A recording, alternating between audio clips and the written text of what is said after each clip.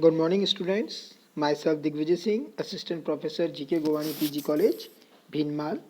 Today we are discussing the stanza number 2 of a beautiful poem written by Nizam Ezekiel, Enterprise. In the previous stanza, we are discussing the initial phase of pilgrimage or a religious journey or an initial phase of our life, a childhood or a adolescent age. But we are passing through a different phases in our life, means childhood, adulthood, and young, and then we see the different ages of our life. Then students, we study the second stanza of this poem.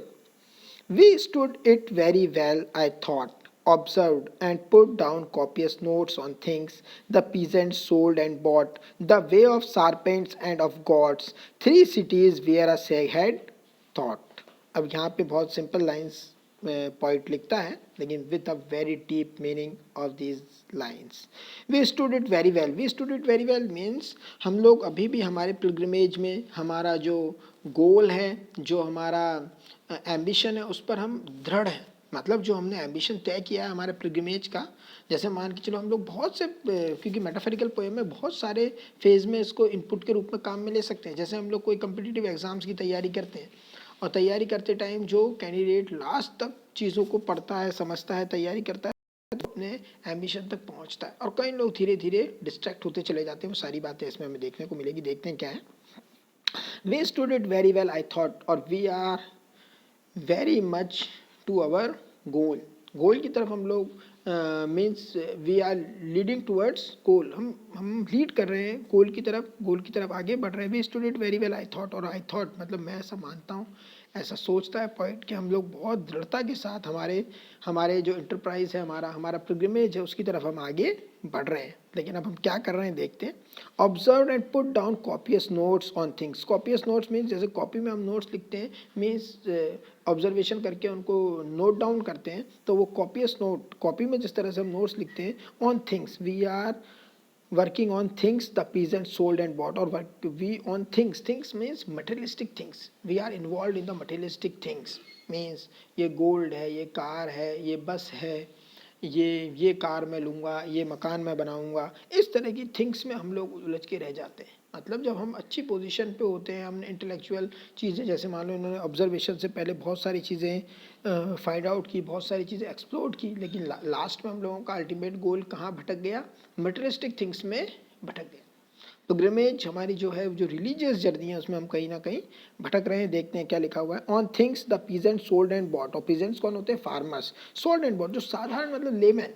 Peasants का मतलब यहाँ lemon से भी समझ सकते हैं कि साधारण व्यक्ति जिन्होंने बहुत ज़्यादा ज्ञान अर्जित नहीं किया है, बहुत ज़्यादा इंटेलेक्चुअल नहीं है, बहुत सारी अच्छी चीज़ें, तो वो साधारण चीज़ें की क्या खरीदा, क्या बेचा, मीन्स साधारण चीज़ें. इसका मतलब है trade and business and material. Trade, business और मटेरियल, इसमें ही हमारा पूरा समय चला जाता है. जैसे आप लोगों ने भी देखा होगा कि आफ्टर ग्रेजुएशन या ग्रेजुएशन में हमारे दिमाग में आता है हम कैसे ज़्यादा पैसा कमाएं, कौन सी ऐसी नौकरी मिले जिसमें पैसा आता हो. मतलब all the activities are related to economy. Economic चीज़ों पर ही हमारी पूरा का पूरा सकेंद्रण रहता है. माइंड का पूरा माइंड हमारा किस पे जुटा हुआ है? पैसा कमाने पे. और वो कमा भी लेंगे, लेकिन उसके बाद उसकी इच्छाएं और बढ़ती जाएगी व्यक्ति की. मतलब वो मटेरियलिस्टिक उसी संसार में खोने लग जाता है. जबकि वो उसने स्टार्टिंग में क्या किया था? पिलग्रिमेज, रिलीजियस जर्नी स्टार्ट की थी विद द एक्सॉल्टिंग माइंड्स. एक्सॉल्टिंग माइंड्स थे, मतलब हाई स्पिरिटेड माइंड थे कि हम ईश्वर को प्राप्त करेंगे और ह्यूमैनिटी की सेवा करेंगे. ईश्वर को प्राप्त करने का मतलब क्या है? ह्यूमैनिटी, सेक्रीफाइस, लोगों की सर्विस. लेकिन हम किया on things the peasant sold and bought. जैसे पीजेंट, लेमन जो है, फार्मर्स जो कुछ खरीदते और बेचते हैं, और वही हम लोग उस काम में लग गए. The way of serpents and of gods. और वे ऑफ सार्पेंट्स, सार्पेंट्स का मतलब यहाँ पर हम इस तरह से भी ले सकते हैं. सार्पेंट का मतलब होता है स्नेक, सर्प, विषधारी. तो स्नेक की तरह भी कई लोग होते हैं, विषधारी होते हैं. मतलब ये फील्ड विद जेलस, एंगर, उन लोगों से भी हम टकराते हैं, उनसे भी हमारा संपर्क होता है. And of a gods. और गॉड्स क्या होती हैं? बकरी. जैसे हम कहते हैं कि अरे भाई उसको हमने बकरा बना दिया.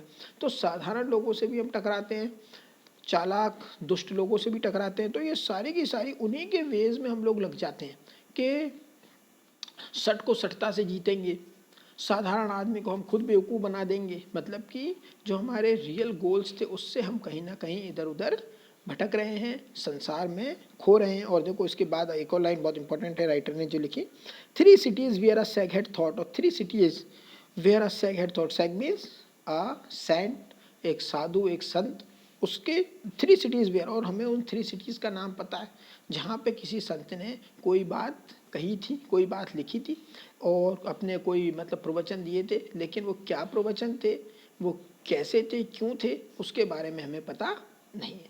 ऐसे भारत देश में अगर हम देखा जाए तो महात्मा बुद्ध का जन्म हुआ, शंकराचार्य का जन्म हुआ, शंकराचार्य ने 4 मठों की स्थापना की, सारनाथ में बौद्ध ने अपने अपने जो अनुयायी थे उन्हें शिक्षा दी, दुख का सिद्धांत बताया, मध्यम मार्ग की बातें बताई। तो क्या बातें बताई उससे हमें कोई लेना देना नहीं है, we just note down the facts. और ये वाली बात हम एजुकेशन फील्ड में भी देखते हैं कि बच्चे बहुत सारे लाखों हज़ारों फैक्ट्स को रट लेते हैं, याद कर लेते हैं, किताबों को याद कर लेते हैं, और बाद में उससे जो उनका इंटेलेक्चुअल जो माइंड होना चाहिए था वो नहीं रहता। They are just busy in materialistic things, वो मटेरियलिस्टिक थिंग्स में कहीं खोकर रह जाते हैं।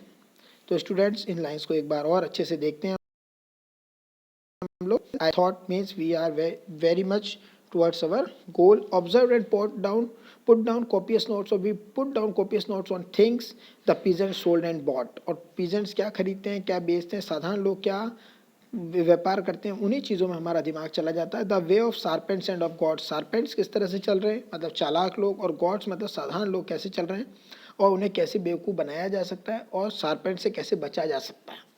जैसे गॉड को तो अपन पकड़ देके जाएंगे, और सार्पेंट से हम लोग क्या करेंगे, बच के चलेंगे। 3 cities where a sage had thought, और 3 cities का भी हमें पता है कि जहाँ पे किसी सैग ने, किसी संत ने, महात्मा बुद्ध ने या शंकराचार्य ने कोई अच्छी बातें कही थी, उन सिटीज़ का हमें पता है, but we not know about their basic lectures or the basic teaching of these leaders or these reformers and the religious person. This is the second stanza of our poem Enterprise. Students, you read these lines and understand this, and it is also useful for our UG course, BA final year. And thanks.